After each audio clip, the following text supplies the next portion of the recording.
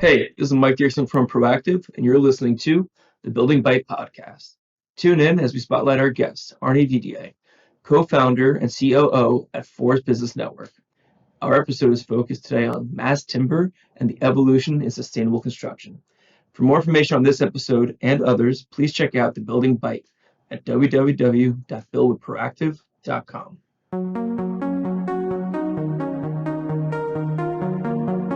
Welcome to the Building Byte podcast, a podcast for construction contractors, owners, and insurance professionals, where you can hear from the experts about key topics to help you be successful.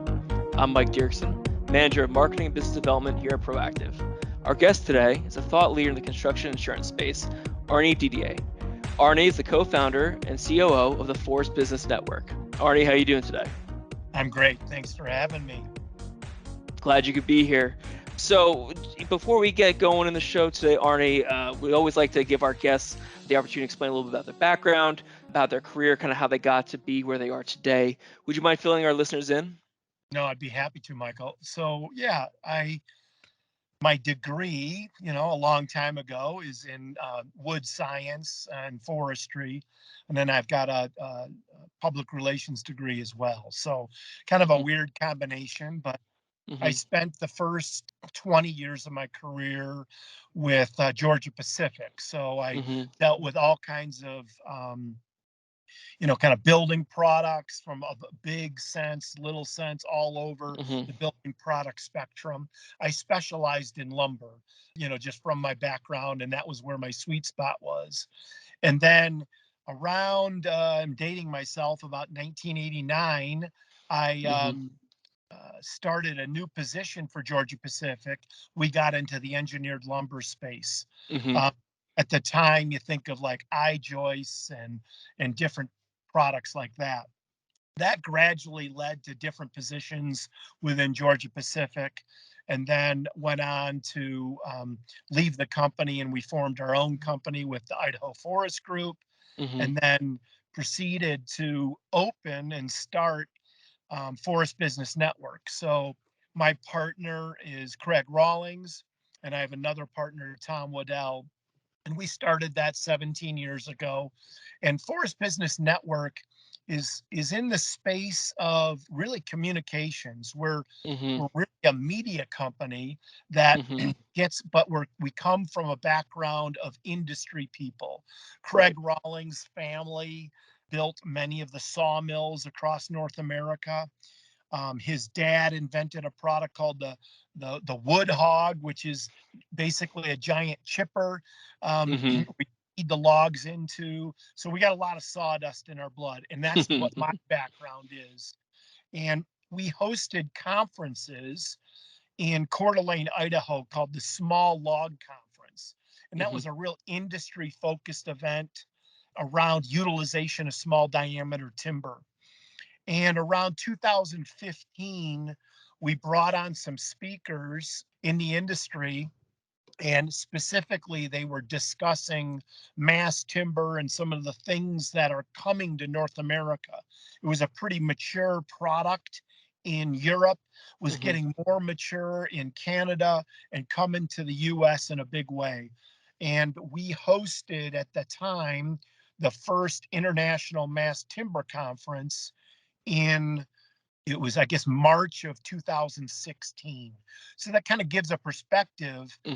And if you can imagine, in 2016, we didn't know, we thought there was going to be 200 people maybe show up, or 300. It ended up being 500. And the energy was incredible, and the audience was much different. There was engineers, there was architects, there was lumber people, there was foresters, there was loggers, there was every part of the supply chain. And what ended up happening then is that lent itself to just growing every year. We're not event people, we've become event people. Most events now are actually going downhill. People, the just the way it is, Mike. But the interesting part about the Mass Timber Conference is it's grown roughly 30% of the year, every year, even through COVID. So, that's excellent. In 2016, we had 500 people. In 2023, we had just over 3,000 people from 39 countries. And it's really become a fun space, and it's a booming space across not only North America, but across the world. Yeah, no, I'll be in attendance later on at the next conference. I'm excited to see it firsthand. And with that, Arnie, we'll dive into our topic, which is mass timber, which is an evolution in sustainable construction. So you and I connected earlier, and we talked about this. And one of the things that you had said that really stuck out to me was that as you mentioned, you look at a holistic approach, right? You're getting different stakeholders all throughout the process with mass timber. And you're taking that holistic approach there. So ranging from supply chain risk management, financials, and development. Can you tell us a little bit more about that? Like, what's it like creating a forum like this, and what are the different tracks that you have available at the conference? Yeah, it's a good question. And I guess I'll start it by answering from a perspective of what is a mass timber project like Mm-hmm. and how is it different. And it's interesting because you kind of got to put your kind of a hat on it, a big Yeah. picture hat. And what's critical for mass timber projects is you start at the beginning really close knit. So you get your developer, you get your architect, you get your engineer, you get your money people all at the table. And then you hopefully can choose a supplier early on. And Mm-hmm. then you bring that into the table. And then you can discuss and kind of ferret out what's going to happen. So if you think of in terms of that, that's a little bit what the conference does. We have Mm-hmm. 4 tracks. It's an educational conference first. And we Mm-hmm. have 4 tracks, and they'll be on a variety of subjects. It could be discussing insurance and how do you get your project insured. It Mm-hmm. could be discussing finance and what are the hurdles or positives going forward. We'll also have kind of detailed, down in the weeds technical things, and we use case studies to talk about those. Mm-hmm. And one of the interesting things that we've seen in the mass timber world is even competitors really talk amongst themselves to figure out how they do it. It's so new that they're learning. The big contractors are now stepping in. But to put it in perspective, in 2016, we had like 30 projects to talk about. Mm-hmm. Now we've got 1,000+ projects to talk about. You Wow. know, it's changed so dynamically. But I guess to answer your question, where the conference comes is we try to create it new every year, and we do Mm-hmm. that always. And what are the big topics? And the big topics now are a little bit different. They come in the terms of what's going to happen in the economy? How are we going to get financed? Can we get the proper insurance? Mm-hmm. Will our market rates be sustainable to bear, the cost of building a building? And then you put together this plan based on that, and you got to look at all the pieces and parts and where can you produce a building that not only is beautiful and awesome, but makes Mm-hmm. financial sense as well. So that's what the conference does, Yeah. along with a whole networking opportunity as well. Yeah, yeah, no, that's a dynamic offering, Arnie. And I want to go back to something you had also mentioned in the intro there about just the growth that you've seen, from an international perspective, and just getting more and more attendees. It was a mature market overseas at first, but now you're seeing, even with your own conference, more and more outreach that way, right? People that maybe you didn't expect to show up are showing up. Can you speak a little bit more about the growth and the evolution you've seen that way from a global perspective? Yeah, so it's interesting is the Europeans have a pretty mature system. They use Mm-hmm. a tremendous amount of mass timber in their actual residential systems, Mm-hmm. whether that's individual residences or multifamily residential. And that really is just on the cusp of hitting the street hard in the US. Yeah. But when the Europeans, Asia, even South America look at North America in particular, they see an incredibly growing market with market Mm-hmm. opportunity. And so you're seeing investment in the North American market by all players across the world. So, we have delegations at this conference from Taiwan. We have a delegation from Brazil. We have a delegation from Africa. We have a delegation from kind of China, Japan, that whole Asian corridor. And that's continued to grow. We'll probably have 3,000, 3,500 attendees this year. Wow. And, 30 to 35% of those will be from outside of North America. That's excellent. Yeah, it's a far cry from the initial 300 to 500 you mentioned in 2016, in such a short amount of time. So, Arnie, another question, I guess, we talk to a lot of people in this industry, and one of the common through lines is, yeah, people are slow to adopt technology, different methods. What do you think it is right now in the market? You mentioned these other markets kind of looking at North America saying, hey, there's a great opportunity here. What do you think it is about right now that makes this such a good time to work on mass timber in North America? It's a great question, and I'll come at it a couple of different ways. But, Sure. when you think about what's in the news today, Mhm. set aside the political noise out there, Sure. but what are people really wanting to figure out? I mentioned to you, I just had a grandson, right? And so I don't think in terms of my next 30 years, I'm thinking about Phoenix's next 90 years. So Right. what does it lend itself to? Something that's very important to us is forest health. Mhm. You hear about the wildfires, you hear about this. What is there? What capabilities is there to do something about that? Then you Mhm. hear, the big topic, climate change. What is there that can be done? Because construction is a big part of some of the things happening in that Yeah. space. And then the movement for the ESG movement, kind of all over the world, talking about what do we need to do around the environmental piece. Mhm. And when you think of wood and wood products, it's kind of that ultimate green product if done well. Mhm. And that the ability to grow and grow more, replace what you have. And I guess the kind of some of the turning points on that, why I think we're seeing this rapid movement. One of the biggest things was the tech companies. You Mhm. know, it's interesting to see the evolution of like Google, Facebook, Sure. Amazon, Microsoft. Those companies have all become developers in a sense, and they're building a lot of their own buildings, whether it's data centers, maybe offices, other warehousing spaces.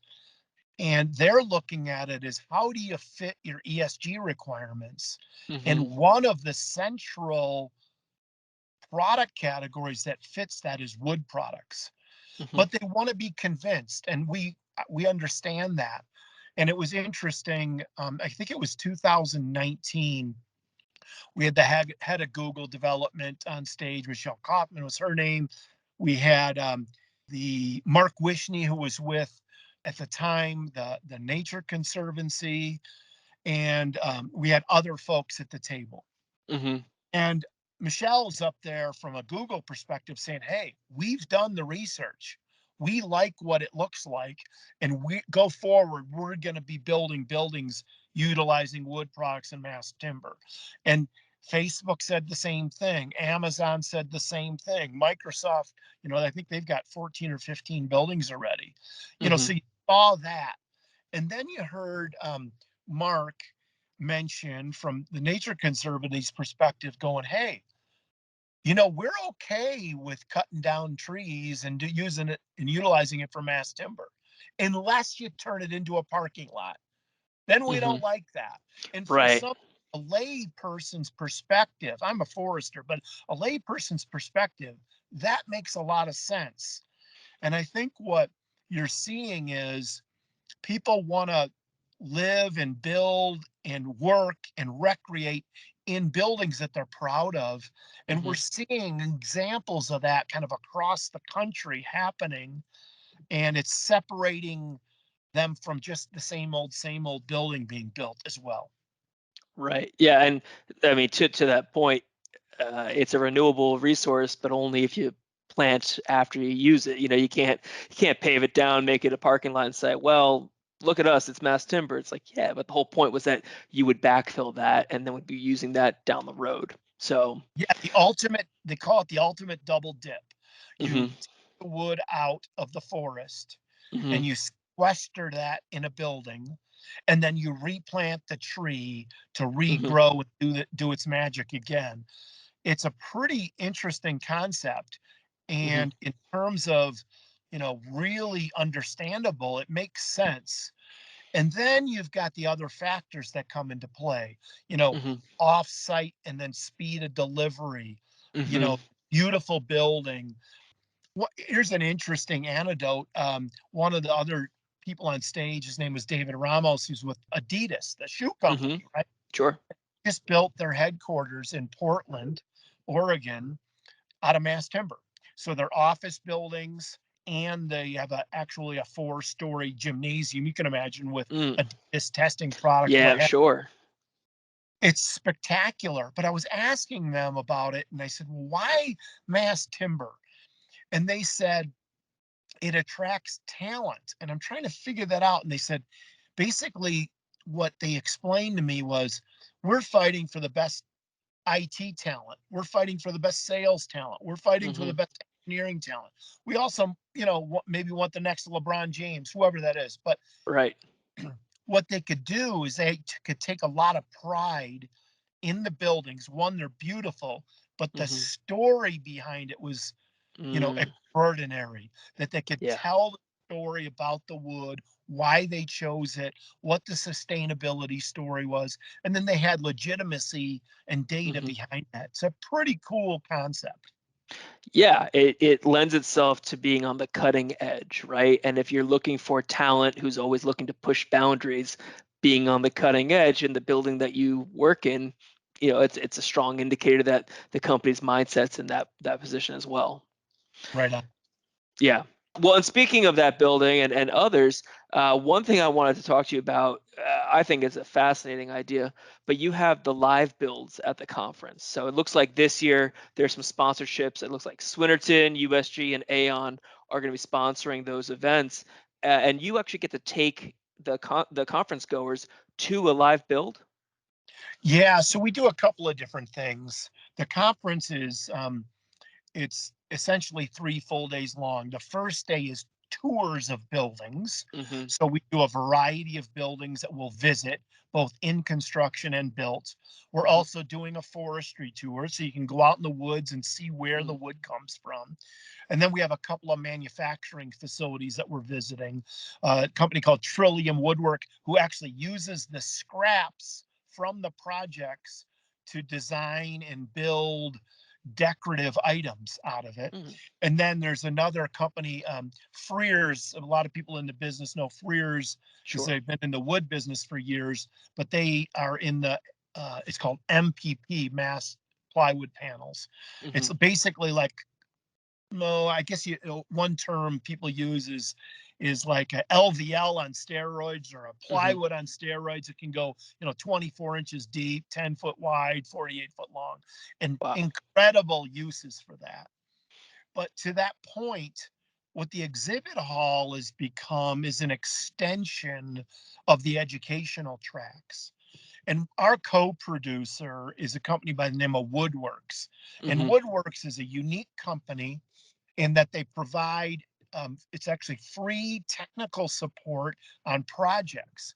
So if you're in New Hampshire or Connecticut or hmm Chicago or Alabama or Texas, there's representatives that can help you walk through the process and give you some choices. And they're experts at it. So they have combined with some companies, and they're actually going to build a mass timber building on the exhibit floor Wow. on Wednesday. Build it and then tear it down and hmm then do it again on Thursday. And the idea is it stimulates conversation, hmm and somebody may do hangers this way or coatings this way or fasteners this way, or why did you, do this way. It gives you a real hands-on feel. And we've hmm got multiple kind of exhibits that take that kind of a feel to it, so you can actually see it, feel it, touch it, and get a sense of what it's going to take to build a building out of mass timber, and then what it takes to do it, and then does it make financial sense for you?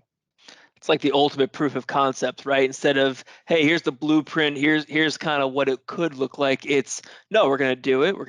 You can physically be there and watch them do that, go through that decision-making process in real time, right? And watch them create that. Yeah, and then actually another one, it's well, I'm announcing it now. It hasn't been announced yet, but Mercer Mass Timber, who Hmm. owns two facilities, one in Spokane, three now, Spokane, one in Arkansas, one in British Columbia. They're actually going to bring their prototype units, which can be used for affordable housing, Hmm. workforce development, multifamily. Really interesting concepts. Very, very efficient, very designer friendly. And Hmm. everybody knows in the business has a sense of what offsite is starting to do and modular is starting to do, Yeah. the ability to customize that. But it's all about speed of delivery, Hmm. at the same time, quality of delivery, and all of those things that in your company that you think about is, how do we insure it properly? How do we Right. find it properly? Do the numbers make sense? Is it doing what it says? Does it have a great story? Is it marketable? It's those things get touched on in a lot of different ways at the conference, which is fun. Yeah. Yeah, no, I'm looking forward to it. I think it's gonna be a great thing, and we appreciate getting the scoop here on the podcast. Yeah. So, Arnie, one of the things we like to do with every episode, we like to leave our audience with three takeaways, right? So, after this conversation today about mass timber, about your event, kind of the state of the industry, if you were listening to today and you wanted your audience to get three main takeaways, what do you think those should be? Well, it's a great question, and I'll answer it this way. The first thing is the need to do sustainable building and sustainable development is not going away. So Hmm. let's be a part of the solution. That's one big undertow. The second is the numbers need to make sense. Hmm. Bottom line is the numbers need to make sense. And what mass timber and wood products is showing everybody is that they make sense in small developments and 25-story buildings. It's just the reality is there now that there's enough buildings to show that the numbers matter. Hmm. So those two pretty big ones. The third one is things are going to change.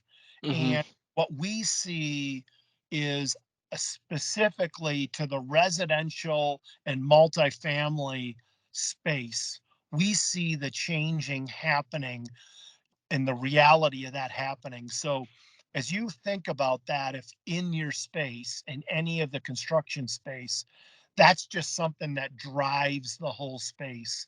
And mass timber is going to play a role in that in a bigger and bigger way as we go on.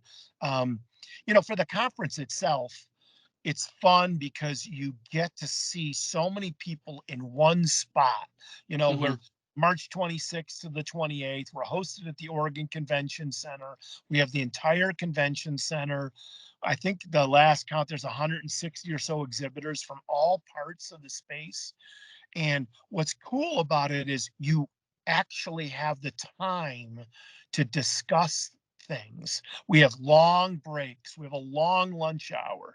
We Hmm. provide, sounds funny, but we provide a full breakfast. And the reason is, Hmm. is people can have meetings. We don't open the exhibit Yeah. hall. It's an interactive session. And then our keynotes are going to be extraordinary this year. Really cool keynotes. It's dynamic, and I loved what you said there. I mean, the only constant is change, right? So it seems to be the direction things are moving in, and it's exciting to hear.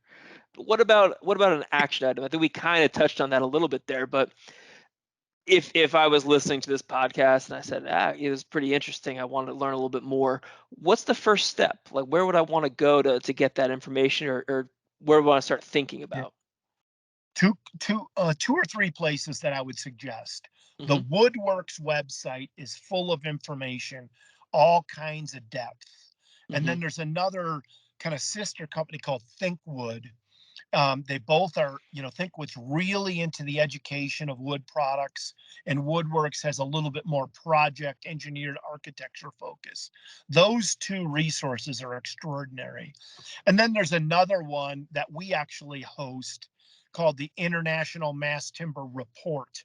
So our new report, the 2024 report, will come out March 25th. Okay. Right before the conference. Everybody has access to a PDF copy. But on that website right now is last year's e-copy, and you can get a real sense of it. This year in the 2024 report, I think we've got 32 or 34 actual case studies of projects around the world that take you all the way from part A all the way to the ending, actual building and everything in between. So really good resource for a lot of different folks that want to look at it. That would probably be a takeaway, is those three spots. You can find a lot of information very quickly. Yeah. And if you ever want to reach out to me, I'm on LinkedIn, Arnie Didier, and I'm on LinkedIn. It's real easy to get a hold of me. My business partner's Craig Rawlings. We're very active on social media, and that seems like a place where people like to gravitate to, and you can share information very quickly. Yeah, no, Arnie, this has been such a dynamic conversation. We really thank you for your time. Before we let you go, we do like to hit you with a couple quick fire questions. So one that's kind of pressing in my mind, where do you think people are struggling the most on the financial side with adopting mass timber? What do you think was the holdup, or where do you think that breakthrough is kind of happening right now? So they were first afraid of fire, second afraid, can they get insurance? And third, can I get the materials to build with? All three of those have been answered with real data and Yeah. real things happening. So that's the biggest issues that were out there, and those have all been solved. Another question then would be, obviously it's easy to tell you're passionate about the subject. What do you think gets you the most excited about where the industry is going right now? What is it that's got you hooked on this? Well, I think, as my business partner Craig Rawlings would say, entrepreneurs win the day. And we're going to see some evolutions in products, and we already are. But this kind of welcoming ideas around wood and wood products, really big deal. And I get excited about people embracing that and really looking at the data to see. And then it always should be questioned. What are we doing around forest health? Is it sustainable? All of those things that come to mind. But I think everybody should challenge themselves and look into it and look into the details. Totally agree. Lastly, what is something that maybe we should have asked you about today that we didn't get a chance to cover in this topic? Is there something that you're passionate about that you think deserves more airtime? Well, just the fact that Swinnerton and Timber Labs is buying you free beer. You didn't even ask us about that. Paying $12 at the reception, you get a free beer. No, I'm just joking, but that is part of it. But I think the biggest thing in my mind is it's people doing business with people still. You can do things like this, which are awesome, but there's nothing better than face to face, especially when you get a diverse group like us. 50% women and people of color at the conference. Who would have ever thought in a wood products construction conference? We bucked the trend. Most are 8 or 10%. We're almost 50. That's It makes awesome. a lot of fun. Yeah, for sure. Well, Arnie, thank you so much again. As we wrap this up here, this is the Building Bite. That stands for Building Insurance Technologies with the Experts. You are today's expert. We like to ask our guests, what are you taking a bite out of today? I know you're out in Montana. Is there a local spot that you like that's preferable for you?